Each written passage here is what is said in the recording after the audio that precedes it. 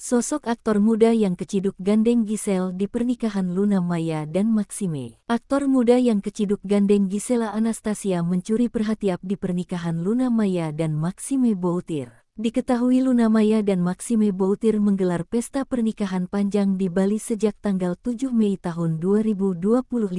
Diawali dengan prosesi akad nikah hingga kini resepsi pernikahan, semua acara dihadiri oleh sahabat hingga rekan-rekan artis. Pada acara pernikahan Luna Maya dan Maxime, nampaknya ada tamu undangan yang menarik perhatian, yakni Giselle yang keciduk gandeng lelaki baru yang bernama Cinta Brian. Yap, aktor yang kerap seliweran main sinetron tersebut datang bersama Giselle di pernikahan Luna dan Maxime. Momen keduanya bersama terlihat pada postingan Instagram Tisa Biani pada Kamis, tanggal 8 Juli tahun 2025.